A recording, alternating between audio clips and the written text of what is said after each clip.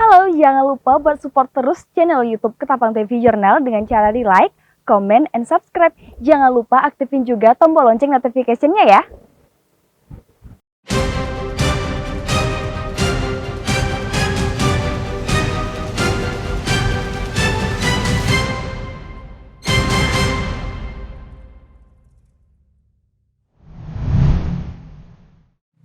Saudara, jumpa lagi bersama saya Paulina Piling dalam program berita Ketapang TV Jurnal, edisi Kamis 20 Mei 2021.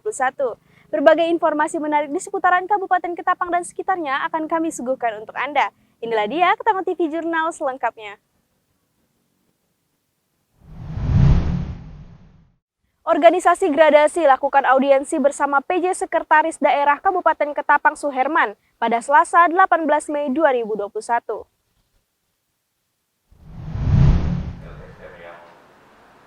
Gradasi atau Generasi Digital Indonesia merupakan organisasi penggerak literasi digital nasional yang memiliki tujuan memberikan edukasi kepada masyarakat dalam percepatan transformasi literasi digital. Dengan semboyan kolaborasi membangun negeri, Gradasi hadir bekerja sama dengan berbagai bidang pemerintahan, seperti Kominfo, Kemendikbud, dan lainnya, untuk membantu pemerintah membentuk pandu-pandu digital. Hadir di Kabupaten Ketapang, Gradasi lakukan audiensi bersama Sekda Kabupaten Ketapang Suherman. Suherman mengatakan ia sangat mendukung organisasi ini yang memiliki tujuan yang mulia untuk mengedukasi masyarakat Kabupaten Ketapang. Selamat sore, harapan saya adalah semoga organisasi Gradasi bisa bekerja dengan baik, kemudian memberikan sumbangsih yang positif kepada masyarakat, dan bisa bersinergi, berkolaborasi dengan pemerintah Kabupaten Ketapang. Nah, saran saya, ya karena ini sifatnya sosial, bekerjalah dengan ikhlas. Saya yakin semua akan bisa berjalan dengan baik sesuai dengan tujuan teman-teman dari Gradasi. Kalau Gradasi itu Mbak, Generasi Digital Indonesia adalah organisasi penggerak literasi digital. Kita banyak kegiatan, termasuk itu adalah melakukan pelatihan-pelatihan bagaimana kita menggunakan dunia digital ini dengan baik, dengan positif dan benar. Kemudian kita banyak berkolaborasi dengan berbagai pihak, termasuk berbagai dinas, itu membuat beberapa program pendampingan masyarakat. Untuk Gradasi ini organisasi nasional? Ya, kita dari tingkat pusat ada di DPP, ada DPD Provinsi Kalimantan Barat, dan ada juga DPC yang kita sekarang. Ya, harapan kedepannya Gradasi Kabupaten Ketapang untuk membangun Kabupaten Ketapang sendiri? Kalau harapan ke depan tentu kita ingin Gradasi memiliki kontribusi positif, termasuk mengedukasi masyarakat bagaimana kita menggunakan dunia digital ini dengan baik, bukannya secara manfaat kita bisa menangkal hal-hal yang tidak baik, termasuk hoax, kemudian cybercrime dan lain-lain, karena masyarakat perlu juga edukasi bagaimana menggunakan dunia digital dengan baik. Harapannya dengan hadirnya Gradasi di Kabupaten Ketapang dapat memberikan edukasi bagi masyarakat untuk melek dalam kemajuan digital, serta berdampak pada pembangunan di Kabupaten Ketapang. Paulina Piling, Dita Oktari Mauludea melaporkan untuk Ketapang TV Jurnal.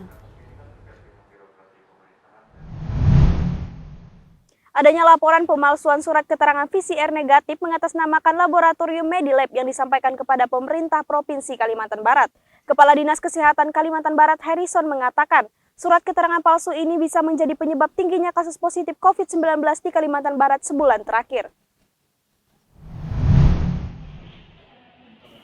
Pernyataan ini disampaikan oleh Kepala Dinas Kesehatan Provinsi Kalimantan Barat Harrison, bahwa dalam 1 bulan terakhir jumlah kasus terkonfirmasi COVID-19 di Kalimantan Barat cukup tinggi. Tingginya kasus terkonfirmasi COVID ini disebabkan karena adanya surat keterangan PCR negatif palsu yang digunakan sejumlah warga di bandara, terutama dari luar Pulau Kalimantan Barat. Harrison menjelaskan, kasus ini baru terungkap setelah adanya hasil laboratorium Medilab di Jakarta mengirimkan surat ke pemerintah Provinsi Kalimantan Barat bahwa ada dugaan pemalsuan surat hasil keterangan PCR negatif palsu yang mengatasnamakan laboratorium Medilab Jakarta. Jadi ada beberapa kasus konfirmasi COVID-19 yang ternyata menggunakan surat keterangan PCR negatif palsu. Dan ini kita dapatkan konfirmasi setelah Laboratorium Klinik Medilab di Jakarta itu mengirimkan kita surat bahwa ada dugaan pemalsuan surat keterangan hasil pemeriksaan RT-PCR yang mengatasnamakan Laboratorium Klinik Medilab Jakarta. Ya. Seperti kita ketahui, masuk ke Kalimantan Barat ini kan harus PCR negatif, ya. Nah, nampaknya ada beberapa penumpang ini yang sebenarnya dia positif, ya, tetapi dia menggunakan surat keterangan PCR negatif yang palsu, yang mengatasnamakan Medilab, Laboratorium Medilab di Jakarta, ya. Nah, karena yang menggunakan persyaratan PCR itu hanya Pontianak, ya, Kalimantan Barat dan Kalimantan Tengah, maka memang ini dimanfaatkan oleh orang-orang yang tidak bertanggung jawab, di mana salah satu dari pengakuan mereka itu mereka bayar 500.000 atau lebih, ya, dan mereka mendapatkan surat itu, lalu mereka bisa terbang ke Pontianak. Harrison meminta agar petugas kesehatan di bandara harus lebih berhati-hati memeriksa kode QR barcode yang dibawa sejumlah penumpang atau warga, jangan sampai ketika diperiksa QR barcode tersebut bermasalah. Dari Kota Pontianak, di Tauk Tare Mauludea, M. Amarudin mewartakan untuk Ketapang TV Jurnal. Ratusan kaum lansia dan pelayan publik di Kota Pontianak kembali jalani program vaksin tahap kedua. Vaksin tahap kedua ini sempat tertunda dikarenakan adanya perayaan Hari Raya Idul Fitri.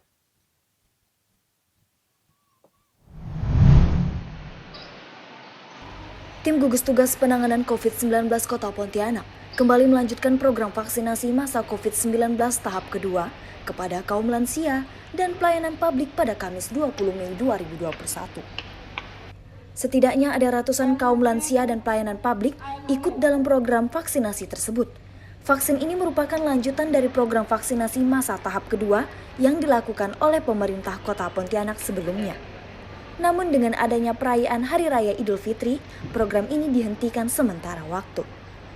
Dalam pelaksanaan vaksinasi ini, tim gugus tugas Kota Pontianak menargetkan setidaknya ada 500 vaksin yang tersebar di beberapa tempat, seperti puskesmas dan rumah sakit. Jadi kita melanjutkan pelayanan vaksinasi, ya, untuk pelayanan vaksinasi COVID yang kemarin terputus karena Hari Raya. Jadi kita masih tahap kedua dari program vaksinasi dengan sasaran adalah pada lansia, kemudian pada pelayanan publik yang masih belum tercover di tahap kedua sebelum Lebaran kemarin. Jadi sasaran kita berjumlah nanti kurang lebih, kalau lansia itu sebenarnya tidak terbatas. Lansia silakan datang saja untuk pelayanan vaksinasi. Untuk pelayanan publik mungkin berkisar antara 10.000 orang. Yang untuk yang tersedia untuk 10.000 orang. Untuk hari ini ya Pak? Udah bisa hari ini. Ya, kami setiap harinya maksimal itu 500 untuk di sentra. Kemudian kita kan juga ada 38 sentra. Ada meliputi puskesmas dan rumah sakit, ya. Jadi satu hari itu kita targetkan hanya sekitar 1.500 sampai 2.000 ini kan. Pak Ari, Bang, Abang ikut vaksin yang keberapa nih Bang? Vaksin yang pertama. Vaksin yang pertama, Iya. Bagaimana rasanya Bang? Rasanya tegang sih pertama. Cuman ya demi kesehatan juga kan, untuk kedepannya juga kan di COVID sekarang kan kita juga tahu gimana perkembangannya kan sangat parah juga ya. Ya dengan vaksin inilah bisa membuat kita lebih menjaga dari imun kita lebih baik. Kalau Abang melihat sendiri pelaksanaan vaksin hari ini bagaimana nih Bang? Menurut saya fasilitasnya cukup baik, sangat cepat juga dan sangat rapi gitu loh. Dan protokol kesehatannya juga sangat bagus, baik gitu. Iya. Kalau Abang sendiri hari ini ikut apa nih? Undangan atau bagaimana nih Bang? Saya dari instansi di bagian pemadam kebakaran.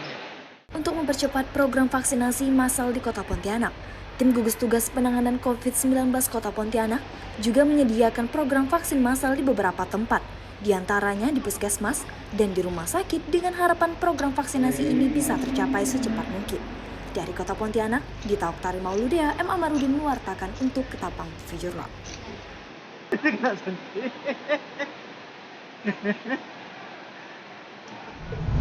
Demikian berita Ketapang TV Jurnal terkini hari ini. Saya Paulina Piling beserta seluruh tim redaksi yang bertugas pamit undur diri. Terima kasih dan sampai jumpa.